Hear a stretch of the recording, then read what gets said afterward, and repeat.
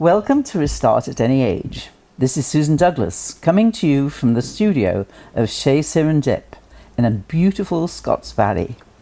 Chez Serendip is a 6-acre creative sanctuary in the Santa Cruz Mountains, where artists, healers, builders and dreamers gather to create a more beautiful world. You can find them on their website, chezserendip.com, CHEZSERENDIP.com, and they're on Instagram at Chez Serendip. So with today's guest, imagine going from wild Bay Area sex, drugs and rock and roll to jumping out of planes with zero experience, then becoming a skydiving legend with over 2,000 jumps. That's just the beginning for today's guest, Kathy Julian, a third-generation Californian brought up around the Bay Area in San Francisco, and from a family that had absolutely nothing to do with flying. She went from cleaning hangars to flying airliners as a single mom of twins, only to face the devastating loss of her son. Out of that heartbreak came her book and podcast, Another Empty Kitchen, and a life she still calls PFM, Pure Effing Magic. So get ready for a raw, inspiring ride about courage, grief, and reinvention at any age. Kathy, welcome. Thank you so much. That was a lovely intro, and thank you so much for having me up to this incredible place where you have your studio. It's absolutely magical. And I had to tell you, I grew up around here and ran around these mountains all my childhood, and to come up here today, drive up here, it was brought back quite a few memories. Yeah, there's a magic here for sure. There is, and yes. This place is, wow, yeah. Next level. Yeah. So I look yeah. forward to getting to know these guys a little bit. That's better. right, because they have events all the time, and there's one on Saturday, so, you know, you can jump in right there. Yeah, I love that. Yeah, okay. So thank you on so many levels well, for having me today. Thank you. Oh, my goodness. So, let's see. You were into sex, drugs and rock and roll. And in the Bay Area, which most probably for your generation was not uncommon. Yeah, I was a child of the 70s, yes. Right, okay. So what finally made you decide it was time for a complete restart at 22?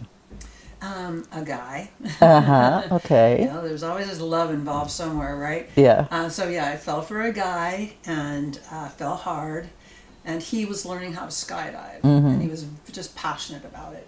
And so I would go out and watch him, but it became pretty apparent if I really wanted this relationship to work, I was going to have to do it too. You know? Right. Plus I was sitting on the ground with all the other girlfriends and wives, watching them up there, and I'm just like, oh, man, you know, it's pretty badass. So for my birthday that year, my 22nd birthday, he right. gave me a first jump course. And that started just a huge, you know, trajectory, change in my life. Yeah. Changed the course of where I was going, and Right. and led me to here, sitting here with you right now. Right. So it's been quite a journey. Did that change the course of your relationship at that time? We were together for many years. I got a little bit more into the skydiving than he did. Oh, right. Eventually, yeah. And it also, jumping out of airplanes, especially when you never, you know, have done that before. I'd never been in a small airplane ever in my life. Right. And suddenly I am jumping out of them every weekend. I mean, I was passionate about it. Like, we would leave the Bay Area as soon as we got done working Friday evenings, head up to the drop zone, camp there the whole weekend, and just jump. I mean, we did that for many years. Wow. Wow. Yeah, it was very cool. And it was a whole different lifestyle for me. It was a whole different group of people, a lot of military people that I'd never been around military guys before. Mostly guys. There were very few women that were jumping. I think there was 2 other women that we all became very close friends, which we still are. Right. And so I had to learn, you know, you have to get a little bit of a tough skin, because guys are, you know, at first they're just like, you know, girls don't jump out of airplanes kind of deal. So you sort of had to prove then, yourself. right? Yeah. We definitely had to prove ourselves and go through a lot, you know, being teased and joked about, and practically in the old days you'd call pulling our hair and Yes. making fun of us, but we did it, and Yes. we gained the respect of these guys that to this day are still some of my staunchest supporters through everything I've done. Right. So it just turned everything around. And then from doing that, I realized if I can jump out of an airplane, I can probably do anything. Right. So I started to go to college. I decided originally I wanted to be a doctor. Mm-hmm. I was working at Stanford at the time Okay. as a medical assistant. Mm-hmm. And I just started looking around, talking to the residents and interns. It's like, shoot, I think I might be able to do this. Okay. And so I sort of started, I'd had zero college at that time, so started on my GED at Foothill College and trying to figure out how the heck am I going to navigate this. Yeah. And then I was down in Los Angeles on a weekend. It was a Thanksgiving week, and in skydiving they have big events called boogies, like a skydiving boogie, and down there's a big drop zone, which is a parachute zone. We call it a drop zone. There's a big drop zone down in Paris Valley, Yeah. which is down in Southern California. And it was called the Turkey Boogie because it was Thanksgiving weekend. Right. And we were there, and we got up early one morning. We wanted to do a sunrise jump.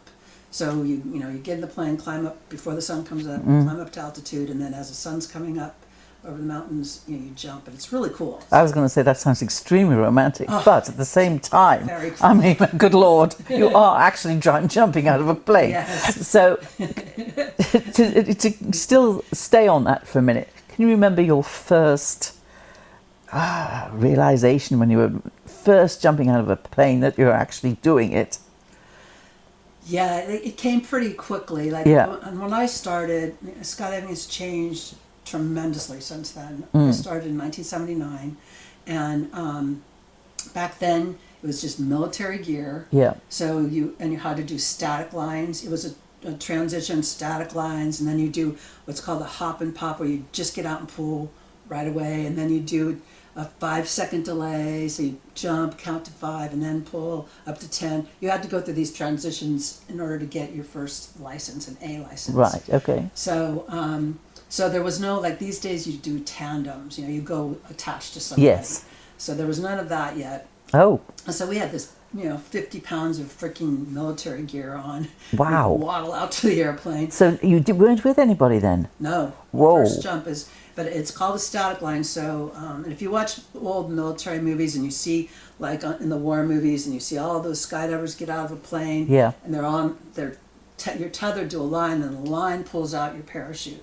So you leave the line's attached to the plane and attached to you, and as you leave, it pulls your parachute out for you. Yeah.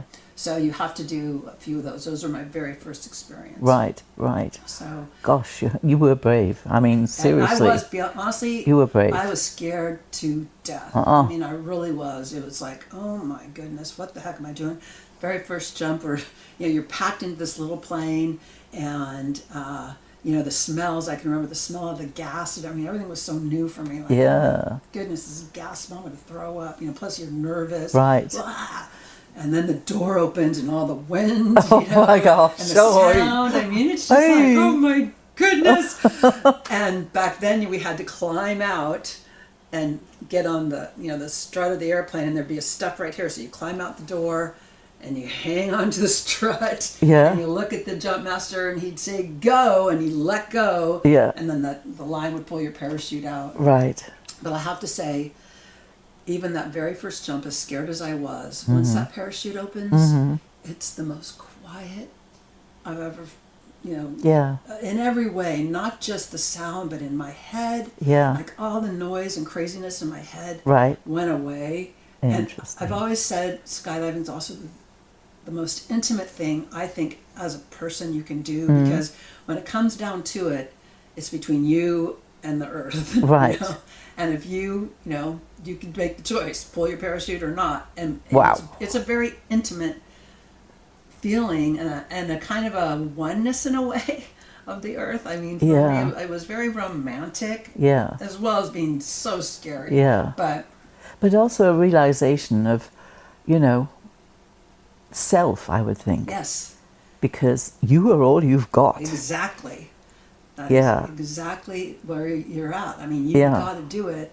Nobody's there for you. Right. And so and if you have a problem, so when you do the training, you learn, because things happen. And so if you have a problem, you learn how to deal with the problem, and you've got to do it right away. You don't have a lot of time to think about it. Yeah. So, all that's going through your head, and Right. so having done that and then loving it and getting into it, but also realizing I can do this. This is a crazy, amazing thing. And I am doing it. Right. And this is me. Yeah. Yeah. And it just boosted my self-confidence immensely. Well, your boyfriend must have been really proud of you. He was, and we had fun for a long time. We had a lot of fun. Yeah. And I'm just, like I said, met a whole new group of people that I never would have ever been around in my life. Yeah. Is there a kind of distinction in people doing that as opposed to people not? I mean, is there anything in these people that is not in others? I can remember later in life a different boyfriend who was not a skydiver, and he would say to me, skydivers aren't normal people. And it's true, we really weren't. You get a room full of skydivers, just kind of like what you might have experienced a little bit when I met Elise. Right, Elise, two women pilots. Right. You're talking about flying. Right. Same with skydivers. You get around, a group of skydivers, all they talk about. And if you're the girlfriend or boyfriend of one and you're not a skydiver, it can get pretty boring pretty fast. Yeah. I guess so, actually. Yes, you need something in common. Yeah. And if one is so consumed, and you were consumed. Yes. How many jumps did you do? 2,000? I've done two. I stopped logging them a while ago. Yeah. I've just got at least 2,000. Yeah. Wow, that is a lot. Yeah. Actually, in my world, that's not even a lot. I mean, Isn't I've got it? friends who have 30,000 jumps. Whoa. And is it normally in the same kind of area, or is it all over the States, all over the world? We've been all over the world. All over the world. When I later got onto an all-women skydiving team, we traveled all over the world skydiving, and getting paid for it was very cool. Oh. Yeah. How does that work? And I tried out for and got on the first ever women's corporate sponsored skydiving team that was sponsored by Dole Pineapple. Right. And they started it. They wanted to have a presence at the 1984 first ever women's Olympic marathon trials. Okay. So women had never ran the marathon in the Olympics before. Right. So 1984 was going to be the year. Dole Pineapple wanted to have a presence, and so they put together this skydiving team we had to try out for, like headshots and the whole bit. It was a lot. Yeah. And I made it. I made it originally as just an alternate, and then a couple of girls dropped out, so I got bumped up to be actually on the team. Right.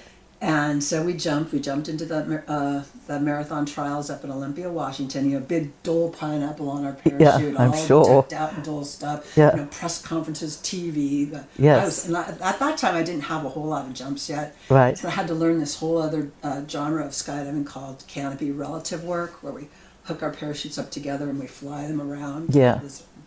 In one unit. So it was really, really exciting. Yeah. And after Dole sponsored us for that year, but then they that was it. They didn't need us anymore, and so many people had seen us jump, or a lot of people saw us jump, that I started getting requests for like air shows and stuff. Oh, and right. so the original team leader she got pregnant, and so she kind of dropped out. And I took over, and we started doing air shows, and then I learned about marketing, and I was able to get us a sponsorship by new parachutes. So we had pink and purple and magenta parachutes, real bright colored. Right. And because we really wanted people to know we were, in fact, a bunch of women. Because a lot of times we would jump at these air shows, and until we took our helmets off, we'd land, take our helmets off, and we made a thing about doing that. Good because for you. People would still think it was, a bunch of guys. With long hair. It's us, women. Well, I'm sure they were quite surprised, many of them. Many of them were. And it was exciting. We were also, representing women in aviation, Absolutely. a sort of aviation, Yeah. definitely aviation. Yeah. We traveled all over. Indonesia invited us down. They were promoting women in aviation. I think it was in 1990. So the whole year down in Indonesia was a big aviation promotion kind of deal. So Okay. they hired us. We went down there for a month, Mm. jumped all over. Wow. Yeah, it was really, that was some exciting stuff. I'll Yeah. tell you. Yeah. Well, can you remember your most exciting jump? Is there one that stands out above others? Well, I'll have to say that later in life, I got into base jumping. So it's like jumping off a fixed object. So, Okay. So base is an acronym that stands for B for building, A for antenna, S for span or a bridge, and Yeah. E for earth. Right. So I got into base jumping like in my late 40s, early 50s. Yeah. And my very first base jump was off of the tallest waterfall in the world, which is in southern Venezuela. It's Oh, called wow. Angel Falls. Oh, I've heard of it. Yes. Yeah. And so that was quite the whole experience of just getting down. It's very remote. So just getting there was exciting and crazy. Yeah. And then we had this old Russian helicopter that was lifting us up to the top of the waterfall. Yes. And you would get out of it, and then they had like this rickety metal ladder across a big crevice that you had to crawl across to Oh my get gosh. to the edge. And it was, Whoa. yeah. It was like... I'm terrified listening to this. Loading all over. It was so awesome and, again, scary but beautiful Yes. and magical. And Having all that water it was right behind you the jump, drop, it's right? Yeah, it's like the waterfall's here and you go right past it. It's like, Yeah. it was pure magic. Awesome. PFM. Wow. But that one, I've had many, many, many awesome jumps, but that Yeah. one sticks out for me. Right. It's in Right. my head. Yeah. So all I've done is bungee jump, and I think that's. I never have, because I'll tell you, I wouldn't bungee jump. Because Why? you have no control. No, you don't. Well, No, you don't. you do with the parachute, right? With the That's- parachute, you do, yeah, not but- with bungee. Once you Yeah. once you launch Once off you're that, gone. that Yes. pad or whatever, Yes. you're at the mercy of that bungee. Right. You can't stop it. You can't. You got to go to the bottom, come Yeah. back up, Yeah. probably go down again. Yeah. I remember many times you recoil. Yeah. So I was always not a fan of that. Well, I wouldn't do it now. Yeah. This was years ago. Where'd you do it at? New Zealand. Ah, that's cool. Yeah. Yeah. Yeah. They were kind of really into Yeah. it in New Zealand. New Zealand and Australia, those guys are way into all Yeah. the sports, way into skydiving, way into bungee, Is that right? base jumping, Yeah. surfing, Yeah. all the kind of extreme sports. Right. Yes. Yes. Yeah. Wow. So let's move on. You wanted to be a doctor. Wanted to be a doctor, and I was trying to decide, because all the guys, the residents and stuff I was hanging out with said, you need to pick something, because I didn't have any degree yet. Right.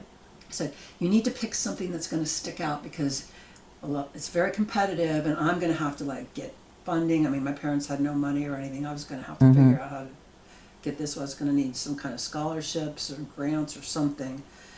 And so they were like, find something that's really different so that when you apply, your application's going to really stick out. Because Right. everybody does biology and chemistry and psychology and that. And so at that time, I started to tell you, I was down there in LA at this turkey boogie. We were on the plane to make this sunrise load. Yeah. There's an old DC-3. It's my favorite airplane to this day. And there's probably about 30, 35 jumpers in there. And back in those days, we didn't have seatbelts or anything. We were just all on the floor. Yes. And we're waiting because we're all excited because we want to do the sunrise jump. And the pilots weren't there yet. And I'm waiting, and everybody's getting really mad. Many people are very hungover. Skydiving is also, that sort of a thing before sitting around the campfire. Right. But and everybody's getting all grumbly and where the pilots, And all of a sudden, in the DC-3, you have to enter from the tail. It's a tail dragger. You enter from the tail, and you have to walk all the way up to get to the cockpit. Right. So all of a sudden, these two women climb on board. One of them's pregnant. They walk up through us all, because they have parachutes on as well, because Right. They have to have parachutes when When you're on as that a kind pilot, of yeah. And they walked past us, and I watched these women walk up to the cockpit, and it was like I think you'll be able to relate to this, the Oprah aha moment in my life, like, OMG, women can fly. I mean, I had never seen, considered who was flying your planes that you were jumping out of. yeah, Yeah. or any plane, you know, Yeah. at that time, because by that point I had been on a few little different airplanes, but Mm-hmm. oh my goodness, women can fly. Yes. And it was just like, The I mom could was be a pregnant. pilot. And she was about, yes. And, you know, like I could be a pilot. Yeah. And I could change my degree. This is all going through my head Right. before we've even taken off. I can change my degree. I could be like doctors you know, the Doctors with No Borders. You know, Right. I could get my medical degree, also be a pilot, fly down to all these remote places. Yeah. And I just had this whole picture. Whole life in my head. envisaged. Yes. And so I got back after that weekend, and as luck would have it, and I call it, you know, the universe has my back a lot. I got back to my college, Foothill College, and as it so happened, they had an incredible aviation program, Okay. which I hadn't known, Yes. you know, prior to that. And I had a little bit of a rough time getting into it because the man who was running it did not, you know, again, here I am, the girl. And so at first he was very discouraging to me about doing it. Yes. You know, that, Interesting. no. But then a woman took over the program, Mm-hmm. and I didn't give up, and I went back and spoke with her, and she ended up becoming like just my fairy godmother, Right. you know, my mentor. She was an amazing woman, Betty Hicks. She was one of the original women from the LPGA. Mm-hmm. She was Which is golf, ladies. BGA. professional golf Sorry. association. Yes. Yeah. Ladies. Yes. Okay. And so she was, you know, an incredible golfer, but she also was a pilot because they would fly to all these different tournaments they Right. were doing. Right. And so she was teaching aviation, and she became the director or whatever that aviation program. Okay. She made me her TA. So I had her just backing me up. Now I got into this aviation program, which is just the ground school part. It isn't really the flying part. And then she taught me about scholarships. So I started applying for scholarships, and I won several. And it's not a lot of money. It's not enough to pay for everything, but it's enough to get you started. Right. And so I was off and running, you know, and I was still skydiving a lot because the team was doing very well. Yeah. I ended up buying my own little plane. Back then you could buy a little tiny airplane for peanuts, really. Oh, really? Yeah, back then, Well, not anymore. Yeah. But so I got a little airplane, and I would fly out to the drop zone every weekend, and you know, then building my time, and just a lot of great things happened that led me to. I kind of eventually. I wasn't skydiving quite as much because I was really concentrating on the flying. So as soon as I got my commercial license, I was flying skydivers. So that was my first real flying job. Right. Flying skydivers, which was really fun. Yeah, keeping it in the family kind of thing. Yeah. It was really fun. Yeah. I loved it. Yeah. Wow. Yeah. But before you got your license, you tried to get as close as you possibly could to the flying life, and so that's when you were dealing with hangars and right. Yeah. What else did you do? I started.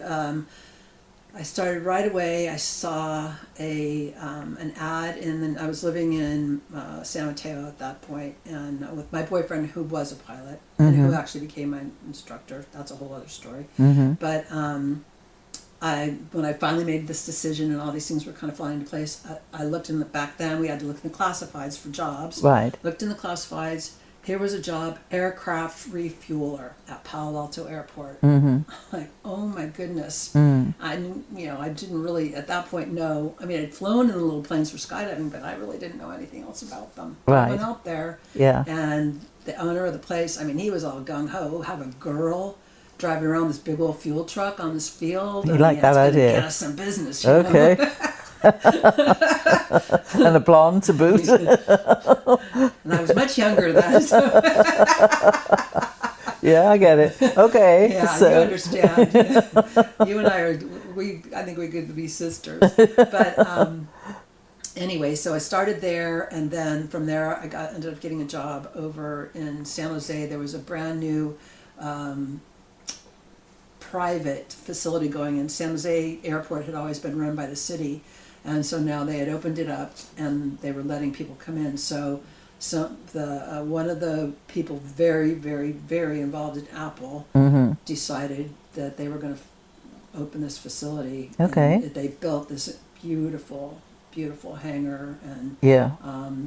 it's called in aviation.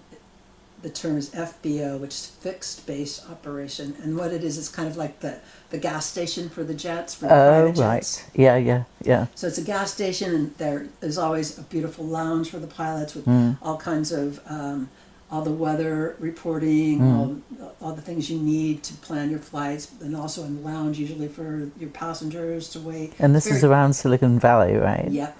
And so it was one of the Apple guys. those passengers were lining up to come down the pike. I got to know every one of those guys. Oh, in the early really? days. I flew almost all of them in my career, and it was an exciting time. It was So, okay, exciting who for did you me. fly? Tell me who you flew. I've flown both the Steves from Apple. Right. I've flown a lot, and I can't say everybody, but a lot of celebrities. Yes. My very favorite being, I will say, Neil Young. Oh, right. So cool. Yeah. Because I loved him so much. Did he give you a song while he was there? Well, no, but it is like, because you're not supposed to. No, I'm kidding. No, Yeah. but so we're not supposed to make a big deal out of anybody. We're not supposed to ask for anything. Right. So we flew him one night, and he needed to get somewhere. It was kind of a last minute on-call thing. He needed to get down to LA real quick, and we didn't even know who it was. And then he comes pulling up into the hangar, and I've known about him because my very favorite guy, but he also lived up in Woodside. I was from the Bay Area, and so Okay, I always heard a lot about him and his life and stuff. This old jalopy comes pulling up onto the ramp, and Neil Young gets out. I'm like, holy cow! Yes. Oh my goodness! And it was just a small jet I was flying at that time, and so I had to put his bag up. We kept the baggage up in the nose. Yeah. His bag up in the nose, and he got in. Okay, we're going down to LA, and then we're going to wait for him and come back. And I was just we were very polite. Right, of course, yeah. Didn't ask or say or let on that we knew exactly who he was, and right? who not. No idea who you are. Yeah. So, but then on the way home, it was late. We're down there for a while. And we came back pretty late at night, and I can remember looking back into the cabin of the aircraft, and he had all the lights off except just one over his head, and I swear it looked like light from heaven, and he was writing, and I was like, what if he's writing a song? So then when we landed and he got out, and I got out because I had to get his bag out, and I couldn't help it. I just had to say, Mr. Young, I just have to tell you what a complete and total honor this has been for me to fly you. And he took my hand, and he looked me in the eyes, and he said, Kathy, the honor has been all mine. Oh, whoa. How do you know my name? Yeah, right. Oh, my God. Oh, there's one for the memory banks, That was definitely. And Yeah. then I ended up flying him and his family for quite a while. Oh, did you? Yes. Oh, wonderful. Yeah. So, Yes. But we flew a lot of people, a lot of athletes, politicians. Yes. Definitely all the big tech guys at that time. Yes. So I'm sure, it was very exciting. Yeah, It was yeah. a very, very exciting time in Silicon Valley. Yes. Oh, that was just the start. My gosh. Yeah. Little did we know what was coming. No. That's a whole nother interview. Yes, it is. Definitely. Yeah. But let's go back to the personal side. So through all this, you were having twins. Yeah, I had my twins. I was a late mom. I wasn't planning on it, and that's a whole other story that I'm really not going to get into how they came about. But I was not expecting to have kids. No. I was with somebody. We were engaged to get married. Yeah. And then we kind of broke up, and right about that time, like I say, I'm going to tell the story. My sister died. My sister died. And it was I'm very, so very sorry. sudden and very sad. And, Yeah. And I had broken up with my boyfriend, but he came, there was a whole lot going on. My littlest brother was doing the Pacific Crest Trail. Oh. And so I had to go find him. Oh, because right. they were very close. Yes. So flew down there with my other brother, and we went out on the trail ourselves and found our little brother and brought him back. Yeah.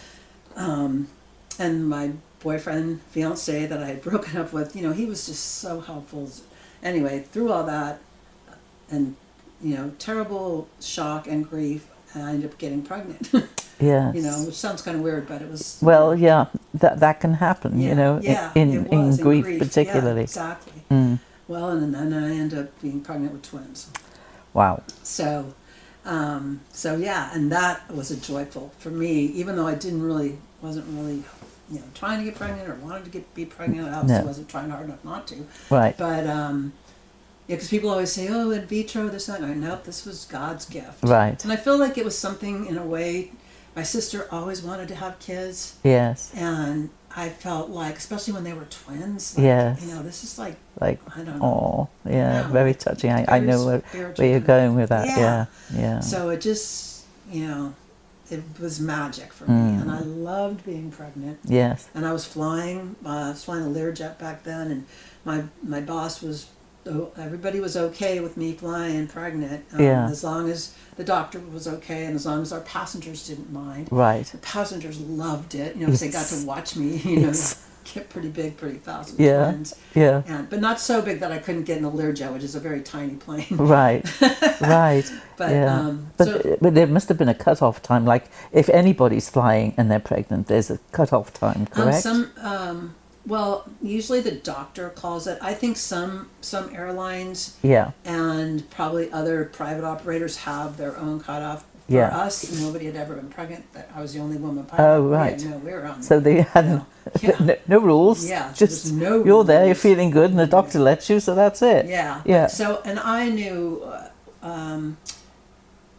it was probably about, 6 months in. We had a trip, and we were in Aspen, and a big snowstorm came, and so we couldn't fly out of Aspen. We had to drive down to Grand Junction to get an airliner and come home. And it was a terrible snowstorm. And there was no cars, so we had to share a car with some other passenger, some man.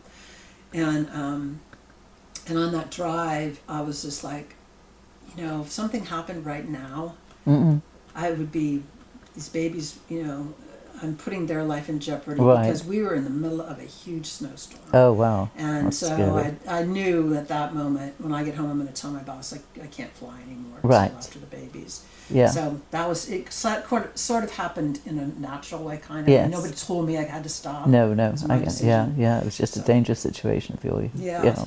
Yeah, I get that. Yeah. Right. So. And so the babies were born. Yeah, so the babies were born, and again, because there was no women pilots, and we had my company, we were a very small company, they had not had anybody really get pregnant like that yet.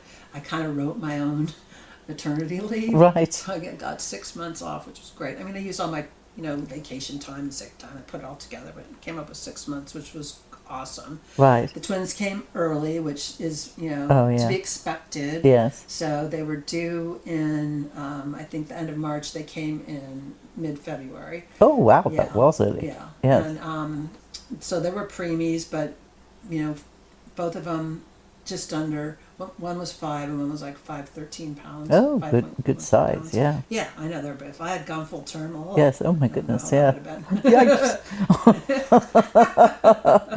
Yeah. Right. Yeah. So So I was able to life stay home. changed. Yeah. And I was very naive prior to having them. I was like, I'm just going to keep skydiving. I'm going to keep flying. These kids are going to grow up at the drop zone. It's going to be this, just really romantic, they're going to grow up around airplanes and da-da-da. And once they came, it's like, everything changes. Yeah. Everything changes. I had never felt love. I always thought, I'm so, and you were the guys, partners, whatever. Right. I'm so in love with this person. Well, you don't know. Until your children come along. Yeah, I you know. do I not agree with know you on what that. unconditional love is. No, until you don't. These children. Yes. And Yes. it's like they would just take my breath away. Right. And so I didn't want to go back to work No. after being home with them for 6 months. I Yeah. really didn't. Mm. And I saw so now I've met other women, Right. with Right. new babies too, and I see a lot of them, they're going to stay home, they're going to open a little daycare, they're finding ways to be able to stay home with their kids. But unfortunately for me, I had an amazing career, good benefits, good money. Of course. And That's, and my husband at yeah. the time was like, you're the one who's making it all happen. So Right. you really can't stay home. Right. Or Yeah. he wasn't willing to. Yeah. Anyway, so I went back to work at 6 months with the twins, and then not too long after that, I got a call from American Airlines, and I went to the airlines. Ah, right. So that was Okay. pretty awesome. Yes, and that was steady and yes, And yeah. I think I'm a huge proponent. People always ask me, because I've done a lot of different kind of flying, and I am a huge proponent, especially for women, but men as well. If you want to be a pilot and you want to have a family, go to the airlines. Because in the airlines you have a schedule, Right. you have more control over what you're doing. Yeah. You have a pension now at this age. Like, I didn't stay with the airlines, and now at where I'm at now, I'm like, dang. If I could say, the biggest mistakes in my life, one Yes. of them was leaving the airlines, for sure. Yes. For sure. Yes. But anyway, such is life. Yeah. But because I give a lot of talks and stuff, and go to the airlines. I mean, unless you're so, you've got a particular kind of plan you really want to fly, or there's something you really want to do. Yeah. If you just want to be a pilot for a living, airlines is the way to go. Right. I believe. And were there many women pilots at that time? At American, at that time, there was 10,000 pilots, and 3% were women. 3%, yeah. And it's kind of really shocking to me is right now, I think it's only up to like 6. Really? Yeah. In all that time? Yeah. Oh. Yeah, it's pretty interesting. What do you suppose would have kind of held that back? I think that, I think maybe it's because women realize if they want to have a family, it's hard. It's really hard on Yeah. you to be gone all the time from your kids. And not all the time, but a lot. Yes. It's a double-edged sword, because you can make enough money to raise a family Right. and support a family well. Which is necessary. Yeah. Yeah. However, you've got to be gone to Yeah. do it. So, but I will say, when you're with the airlines, there's a cap on how much you can fly each month. So you're going to be home. I want to say, I might be wrong, but I want to say it's something like 13 days. Yes. So you're going to be home those other days. Yes. And you can manipulate your schedule and make it work. Whereas in corporate flying, you have no control. Really. No. When the boss calls, hey, I want to go. Right. We're going. Yeah. I remember one time it was Thanksgiving, I had my whole family over. My parents, it was before I had the twins, but my parents, all my brothers and sisters, it was a big deal for me. Yeah. I'm making Thanksgiving dinner for everybody, and the phone rings. We're about to sit down. The phone rings, and it's my boss. We're going to Switzerland tonight. You need to get. Oh, wow. Oh, yes. And That's luckily, very my short mom notice. and my sister and everybody else jumped in and Yes. took over for me, because I had Yes. to pack up and go. Go. Yep. And so that's, and that happens. Yeah. Stuff like that happens a lot in Right. that kind of flying. So Yes. I Yes. just think the airlines is better for family situation. Right. Right. So how long did you do that for?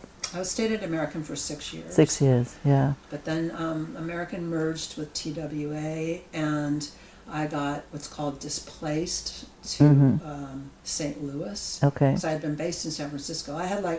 It was like I was at the pinnacle, right? Oh my goodness, I've got the airline job. I'm based in San Francisco. Yeah. Life could not have gotten any better. Right. And then that merger happened. I get displaced to St. Louis, and I had to commute to St. Louis and be on reserve. So that means that you just have to kind of sit around and be on call. Right. So I'd have to get myself to St. Louis, then sit around, which you didn't really sit around much. I mean, they used you a lot, but you didn't know what you were going to do. Yeah. And, pay for your own hotel. Oh, It really? was tough, yeah. The airlines, it's in corporate. So corporate has its good things too. Yes. That pretty much everything gets paid for there. Yes. But when you're with the airlines, Yeah. if you're not going to live at your base, you're paying for it. Oh. Yeah. Oh, wow. So even if you fly overseas, you're paying for that hotel? If you're based overseas. Oh, you've got, okay. Yeah. Okay. Yes, which you wouldn't be with an No. American carrier. No. But, Okay. if you, and a lot of people do it. Yeah. It's very common in the airlines to commute. But commuting to St. Louis was a little tough from San Francisco. And it was just really hard. By that time, I was now a single mom, and it was tough. Yes, I And bet. I asked, I wrote a letter to ask for a hardship to be able to come back, and I was rejected and did a knee jerk and quit, which was dumb. Really dumb. Anybody listening, do not do that. Think about it, talk to other people, in retrospect. I should have talked to some people and known that, it wasn't going to last forever to be there. But I didn't. I was just like... Well, we all do the best we know at the time, don't we? And my kids needed me, it's like... Exactly, and you had that pull. Yes, yeah. Of course. Yeah. Yeah, I mean, it's understandable, totally. Yeah. And then I was very lucky because I still had all my corporate connections. I cruised right into a really incredible job out of San Jose. Yeah, that was amazing. But I was gone a lot. It was pretty amazing. Yeah. So. And then you went through some tragedy. Would you want to speak about that one? No, sure, yeah. Well, I think that a lot of people ask me about, starting the podcast and writing my book.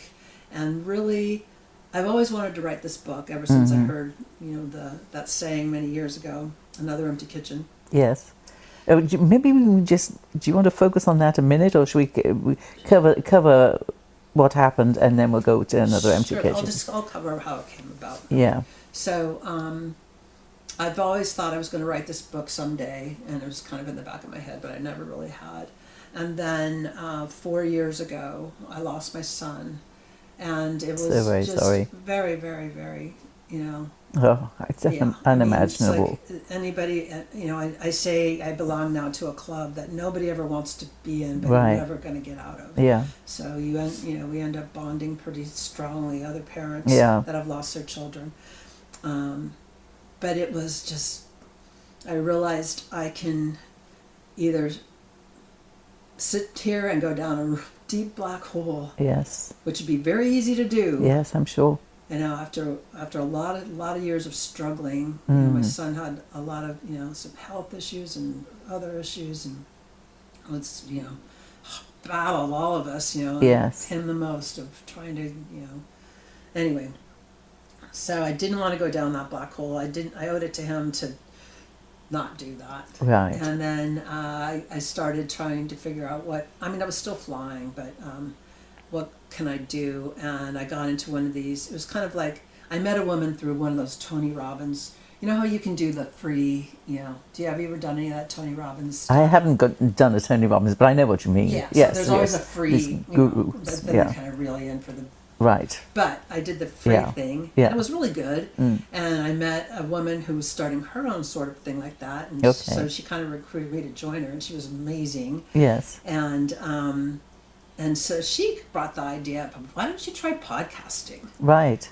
And I was like, what? She goes, no, try it and just test it on us. She got this safe group, test it on us. So I started, with her, and then I loved it. And it was I call it my grief journey. Yeah. But it was a way to, pull myself up, something way outside my wheelhouse I knew nothing about. Yeah. I still don't know a lot, but I'm trying. Yeah. And it helped me to also meet a lot of other parents. Some people, there's a lot of grief support out in the world right now. It's become very mainstream, I think, more than it was when we were younger. And so it was really good. It was good for me. And my podcast is not about grief. I've done some grief episodes, but it's not about grief. It's more about what you're doing, women and our lives and how we navigate it all. Right. Yeah. Yes.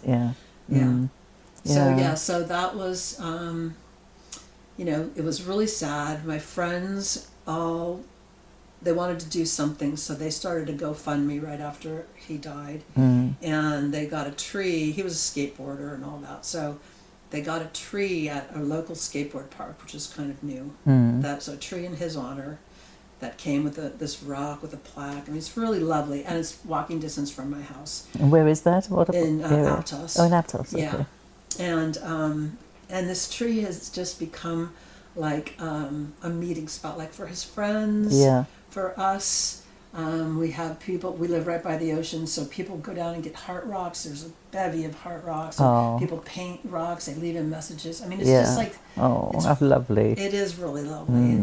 It's awesome. And, you know, it's just a good place. There's a bench so you can sit and look at the ocean, sit there, you know, hummingbirds. And it's great. Yeah. He would love it, yeah. So, Yeah. Was he an identical twin? no, because they're boy-girls. A boy, girl? Yeah. Yeah. Yeah. Okay. So your daughter is with you still in Aptos? She's with me in Aptos. She lives across the street from Okay, me, great. directly across the street. Yeah. Her boyfriend.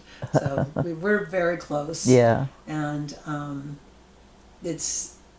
very proud of her. She's worked hard through her grief because as a twin, Of course. it's a whole other level Yes, it of is. grief. And she is not like me where I can talk about a lot of things. Right. You know, Holds it in. yeah. Mm. So, but I'm really proud of her. She's doing very well Mm. with her job, and she's very determined. Yeah. Yeah. Very good. Her brother would be very proud of her too. Yes. She didn't want to fly, or does she fly? She thought about it a little bit, and but she got in. She'll tell people because she grew up around aviation, right? Sure, with of me. course. Yeah. Yes. And so she knows what corporate aviation is. She knows, you know, what the 1% do. Mm-hmm. And she would tell people, when I climb onto the airplane, I want to go right, not left. So she doesn't want to go to the cockpit. She wants to sit in the back and get waited on by the flight attendant. Of course. In her own jet. So, Well, that's not a bad ambition either. no, I don't doubt that someday she's going to get there. So now she manages that. She Yes. manages people that have their own jets. Yes. And some manages the jets. Sometimes people want to like charter it out. Okay. It costs a little bit or something. Mm-hmm. Also, just all the trips, the jets that she manages will go worldwide. So just arranging everything. Right. There's a lot that goes into it. And so Yeah. she's doing really well. Yes. You know, I'm very, very proud of her. Good for her. Yeah. Yeah, right.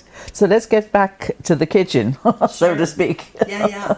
So another empty kitchen is back when I was at American, new at American, and originally I was based out of Dallas, and I'd be flying, and I was a first officer, so I was sitting in the right seat. Right. And so I'd be flying, and I'd answer a radio call from air traffic control. You know, so I'd answer, you know, American, blah blah blah. We're doing this or that, and then I started hearing another voice, separate voice would come back over the radio. Another empty kitchen, kind of a gravelly voice, Yeah. and I heard it. At first, I just thought I didn't know. I didn't even pay attention to it, quite honestly. Right. Then when I started hearing it, you know, more frequently, I finally asked one of the captains I was flying with, "Why am I hearing this? Why is somebody saying this?" Yes. And he goes, "Well, you're a woman. You probably left your husband and your kids at home, and you took a job from a guy." And I was just like, yeah, I was shocked. Yes. Like, what? Yes. Are you freaking kidding me? Yeah, right. I was really shocked. To actually be told that. Yeah, Yes. I mean, I worked my butt off to get to that seat. Yeah, of you know, course. I deserved it just As as hard much. as I didn't get any anybody any man. Of special course you did. treatment or anything. Yeah. And but I made up my mind right at that moment. I'm going to write a book someday about my life, and it's going to be called Another Empty Kitchen. Right. So I've always had it in the back of my head, and I've talked about it for years. Yes. And over all these years, gathered more and more stories, because it's kind of like my stories. And it's not all. I don't mean to be sexist in any way. I really don't. But this is what happened. Yes. You know, this Well, is how it was. You're just saying as it was. Yep. And so the book isn't so much, you know, because I love men, and for the very most part, I have flown with amazing men, awesome men. And but however, there is that bias is still out there. It's crazy. Yeah, it is. It is. It's hard to believe in this day and age. Yeah. But anyway, so that's where the book came from, and then I decided to call the podcast that as well. So Yes. yeah, that's where it comes from. And it's funny because once I decided to do the podcast, I did some research to see, is anybody else using this name? You know, I don't know. And I found so many other women pilots that heard the same thing. Oh, It was kind really? of happening in the early 2000s. Yes. And they had heard it too, and so several of them have started the little businesses. One makes little stickers, you know, that say Another Empty Saying Kitchen. Another one has like a food blog, Another Empty Kitchen. Because when we're on the road, another empty kitchen, but we also have to feed ourselves. So Of course. she's got this blog about how to eat well on the road, which Right. is really good. Yeah, that's good advice. Yeah, I think Yeah. it's awesome. And then another woman like has written some essays and stuff Mm-hmm. about it. So Right. And where's the book now? it's still in production. Okay. Yeah, I am hoping to get it to a publisher by the end of the year. Right. So it's still a work in progress. Yeah. When I always thought, oh, when I'm ready, I'll just sit down and write this book. It's just kind of flow out of me, right? And Right. sit down and write it. Yes. Well, once I started writing it, I realized writing a book is not that easy. Especially when I was still working full time. I was still doing all this stuff. Right. But I joined this writing group called a writer's room that Anne Lamott, do you know who Anne Lamott is? She's a very famous Bay Area writer. Oh, right, okay. She's amazing. So her and her son started this writing group, and it's to Yeah. help people. Okay. It's kind of a consortium of a lot of writers, and we come together like every day. There's probably 5 or 6 times during the day that we do a thing called silent writing. We just go on a Zoom call. Right. Sometimes there'll be like 30 people. Okay. And we usually have some kind of inspirational talk, and then we write for an hour. And even though you're just writing, solo, just knowing, having that energy of those other 30 people Right. that are on there at the same time, Yes. and you know that we're all doing this at the same time. Yes. It's really powerful. Yeah. So that's been great interesting. help for me. And then they Yeah. have a lot of times like editors and publishers come and give presentations like how to go about it, right? So it's been really great for me. So have you created any content that was a surprise to you, that you actually came out of you, but you didn't realize it had been sitting there With the book? with the book? Definitely. Okay. Yeah. Do you want to tell us about any of that? I don't already did talk about it, but yes, Okay. you nailed it, because I'm like, oh my goodness. I will say that, and I mean this with so much humility, but I have had an incredible life. Yes. And it comes through when I'm writing all Yes. these stories. Yes, well, I'm sure you remember a lot that is not Yes. constantly on your mind. Exactly. You know. It's like, Yeah. wow. It's like, I mean, if it didn't all happen to me, it'd be hard to believe that somebody did all this different stuff and had this, like, really, I'd call it PFM, you know? It's Yeah. like, I have had a pure Effing. freaking magic book, Yes. life. And, Yes. and I really truly believe, we didn't call it manifesting when we were young, but I No. always, if I wanted something, I'd Think positive. yeah. Yeah, And I remember even as a young kid going, wow, I really thought about that, and look, I got it, Yes. And my life's sort of gone that way. Right. Not without its tragedies and, No. and failures and stuff, but for the most part, it's really been magic. Well, look forward to that book. Thank you. For those insights. That's what I'm looking for. Yeah. I'll send you a copy first. Well, I wasn't hinting or anything. But it would be nice. Yeah. Okay, so, all right. If the 22-year-old version of you is about to make that first terrifying skydive, could you meet you now, and what would you say to her? I would say you are on the right path. Okay. Don't be afraid. Yeah. Yeah. Yeah, don't be afraid. Mm-hmm. Is that kind of a motto for your life? Yeah. Yeah. Yeah, because I was afraid a lot, but I learned to, and I've said this is probably more the motto, I've learned to look death in the face and just say, I'm going for it. And, Yeah.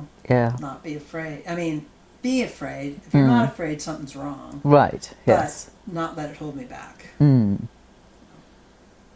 And so your advice to anyone, not only to yourself, but to anyone on facing a challenge, restarting, you would say the identical thing?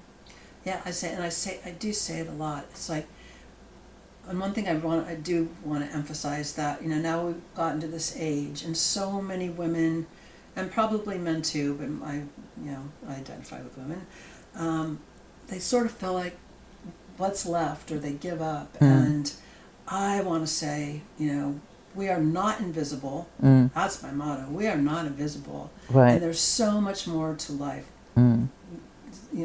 so much more life to live. I'm actually going to start a little flight school for women 50 and over. Oh, Yeah, wow. It's in the development stages. And Yes. because I've met so many women in this age group, 50 plus, up to in their 80s. I'd be, I always wanted to learn to fly when I was a little girl. Oh, well, you can do it now. As long as you're healthy, Yes. and you can pass physical, Yes. you can do it now. Wow. You know, why not? Yeah. And, so many women are just kind of, lost. Yes. Like, pick your wildest dream. And maybe it's not flying. Maybe it's, joining a hockey team or being a ballerina. I mean, there's some way you can do these things. Right. As long as you can still be vertical, which I know a lot of us can't. But I think for anybody, yes. Learn how to knit, learn how to play chess, whatever, yes. Go for it. Yes. Wonderful advice. But gosh, a flight school is quite a challenge. So how can we keep monitored on that one? I will keep. It's in the developmental stages. It's moving along. I've got a little airplane of my own. Yes. So that will be my intro into everything. Right. I've already talked to another flight school that will let me come under their umbrella. So I'll have other support as well. I want to put together a presentation that I'll put out there. Like, I don't know if you know, like the colleges have these like little extension programs, like a weekend. Oh, sure, come and learn yes. how to oil paint or yes, Cabrio particularly, yeah. Yeah, so I want to do a presentation on a weekend like that, put it out there, Did you always have the dream of flying? Yes. Come and listen and see, because it might not be for everybody, but... No, but you're going to get some takers, I'm sure. Yeah, and I think that people don't realize that they can still learn to fly. I've met women in the last couple of years. I travel around this women's group, and they fly all over the place in the little airplanes. I have met women literally in their 80s that are flying around in their own little airplanes. They go and they land on these grass strips. We're doing these fly-ins everywhere. I've seen them land, pull up, get out of their plane, pull their toolbox out of the back, go uncowl their airplanes, and they're working on it. And these are women, like I said, old 70s and 80-year-old, like, these women are my awesome. Yes. Following their dreams. Yes, and not letting anybody say you're too old or you're a woman or whatever. Yeah. I love that. Yeah, me too. And That's I think so all great. of us need to have something, whatever. We all have some kind of little passion inside of us that may be stuffed for many, many years. Yes. Like, let's bring it out. Wow. On we go. Well, Kathy Julian will be looking out for you in many ways, for your book and for your flight school, and see what's hitting the headlines on you. Thank you. I know. I just hope I can live long enough to get all this done. Oh, you will. No worries. Thank you so much for coming today. Oh my goodness. Thank you for having me. It's been wonderful speaking with you. It's been lovely sitting here with you. You're very easy to talk to. I appreciate listening to all my stories. Oh, well, it's good to listen to. It's my treat. Thank you. Thank you. Okay. Goodbye. Bye. Blue skies. Thank you for being with us here today. After interviewing Kathy, I'm reminded how powerfully she embodies restart at any age.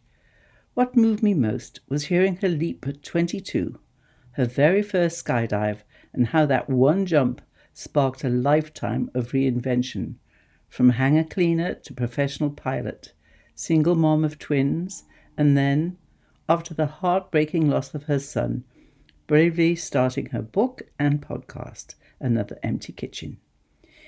Even through it all, she calls her life PFM, Pure Effing Magic. Now she's planning to open a flight school for women over 50.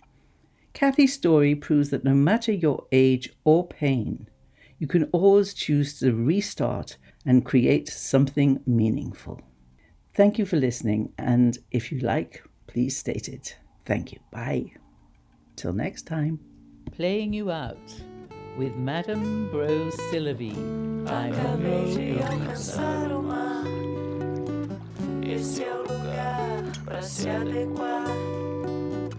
É bom seu ar só pra relaxar. Vou caminhar, depois nadar. Pegar o barco e mergulhar. Minhas feridas vão cicatrizar. Não basta sonhar.